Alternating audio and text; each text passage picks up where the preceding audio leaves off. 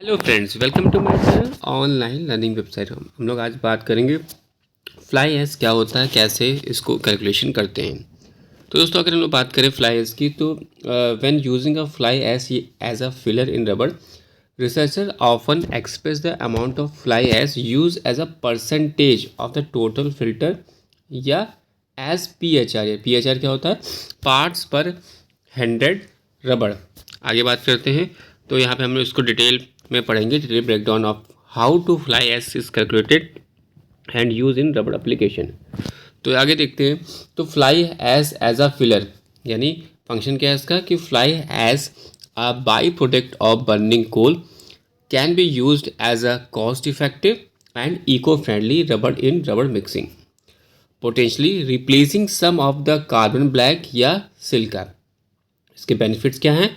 Using fly ash can reduce the cost, improve certain properties और contribute to more sustainable manufacturing process.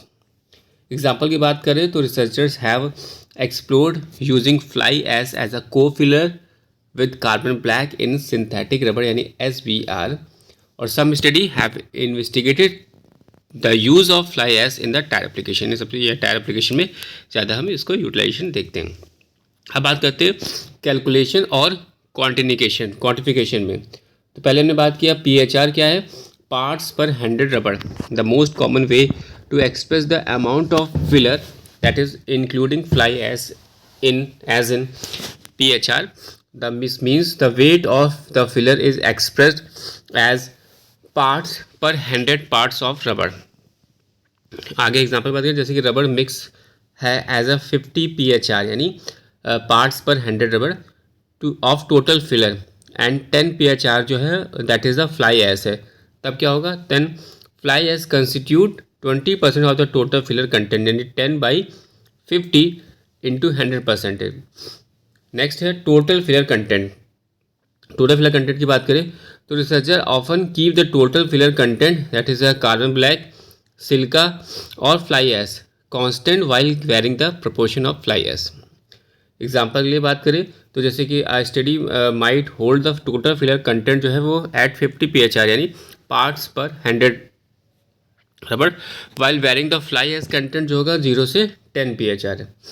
Practical size की बात करें तो practical size में आता है the particle size of the fly ash can influence its effectiveness as filler with smaller particles, generally leading to the better dispersion and potentially improved properties। अब बात करते हैं इसकी मैकेनिकल प्रॉपर्टीज़ की। मैकेनिकल प्रॉपर्टीज़ में देखेंगे तो टेंसाइल स्ट्रेंथ होता है, जो कि addition of fly ash can affect the tensile strength of the rubber composites.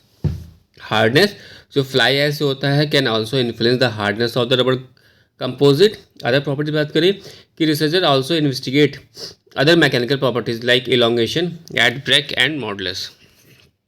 Then बात करेंगे रिसर्च एंड डेवलपमेंट में, तो रिसर्च एंड बात करेंगे तो ongoing research and development की बात करते हैं।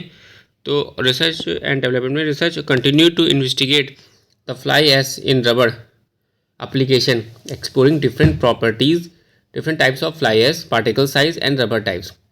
स्पेसिफिक एप्लीकेशन की बात करें, studies focus on specific applications like tyre production, industrial products and microwave shielding. Thanks for sharing.